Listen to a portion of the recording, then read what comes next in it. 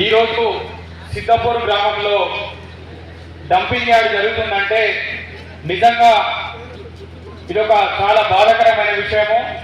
అదేవిధంగా దాదాపు 15 నుంచి 20 గ్రామాల వరకు మోసపోతున్నాయంటే ఒక 10,000 మంది ఇక్కడికి రావాల్సిన అవసరం ఉండదు.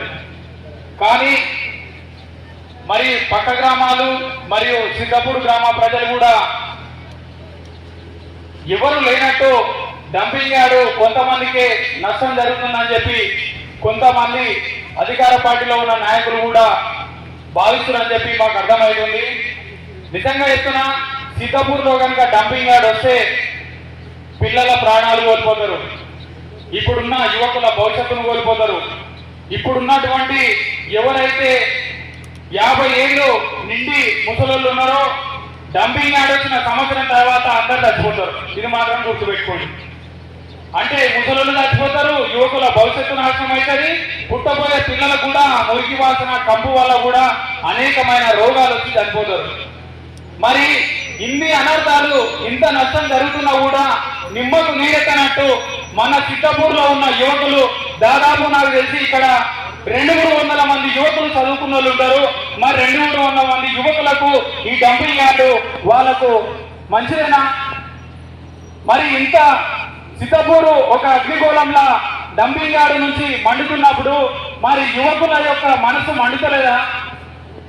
నేను ఒకటే చెప్తున్నా యువకులకు, నిన్న మొన్న జంతర్ మంతర్లో కాంగ్రెస్ సైన్యము అఖిలపక్షం చేసుకొని ఏ విధంగా అయితే ఒక ఉద్యమం చేసిందో ఆ ఉద్యమానికి తలొచ్చి బీజేపీ నాయకులు ధర్మేంద్ర ప్రధాన్ రాజీనామా చేసిండో ఇక్కడ ఉన్నటువంటి యువకులు శాసనం మొత్తం తరలి వస్తే ఇక్కడ ఉన్నటువంటి ఎమ్మెల్యే కూడా దానికి తట్టుకోలేక రాజీనామా చేసి పారిపోవాల్సినటువంటి ఘటన కూడా మనం ఇక్కడ స్తంభింపజేయాలి.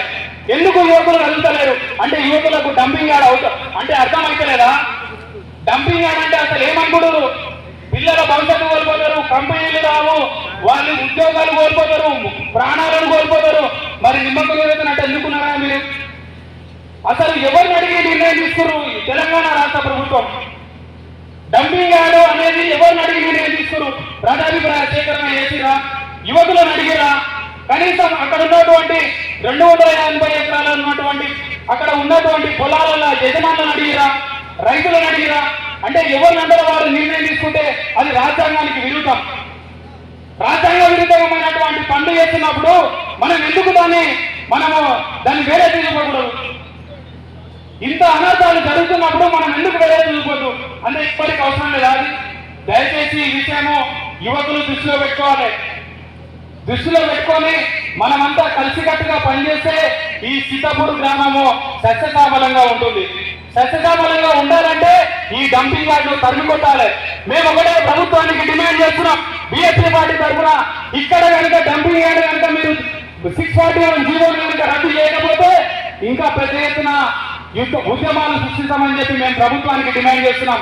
మీరు డంపింగ్ యార్డ్ తీసుకొని పోయి కోకాపేటలో పెట్టుకో, గూగుల్స్ లో పెట్టుకో, బంగారాజ్ లో పెట్టుకో, సిద్ధాపూర్లో పెట్టడానికి నువ్వు పోయి ఇక్కడ సిద్ధాపూర్లో ఉన్నటువంటి యువకుల ప్రాణాలు కావా? సిద్ధపూర్లో ఉన్నటువంటి ప్రజల యొక్క ప్రాణాలు కావా? అసలు నువ్వు ఎవరిని నిర్ణయం తీసుకున్నాం? ఇది రాజ్యాంగ వ్యతిరేకమైన పని. రాజ్యాంగ వ్యతిరేకమైన పనులు ఎవరు చేసినా ఈ శారదార్ నియోజకవర్గంలో బరాబర్ మేము ఖచ్చితంగా మేము ఒకటే ఇస్తున్నాం. ఇక్కడ వచ్చినటువంటి మాజీ శాసనసభ్యులు అంజయ్ యాదవ్ గారికి, అన్న రేపు మీరు ప్రతిపక్షంలో నిలబడాలి, గెలవాలి, ప్రజల తరఫున పోరాటం చేయాలనుకుంటే మీరు ఆమరణ నిరాహార దీక్ష చేయాల్సిన అవసరము ఈ శాసనానికి అవసరం ఉంది. కాబట్టి మేము బరాబర్ బహుజన సమాజ్ పార్టీ తరఫున సిద్ధపూర్ డంపింగ్ యార్డ్ కాదు, సాధారణ అభివృద్ధిని ఎవ్వడు వేలెత్తి చూపినా, ఎవరికి నష్టం జరిగే పని చేసినా బరాబర్ వారికి మేము బరాబర్ నిలబడతాం, కొట్లాడతాం. ప్రజల యొక్క సంక్షేమం కోసమే బహుజన సమాజ్ పార్టీ ప్రశ్నిస్తూనే ఉంటుందని చెప్పి ఈ సభాముఖంగా ఈ అవకాశం ఇచ్చినందుకు థ్యాంక్ యూ. జై భీమ్, జై భారత్.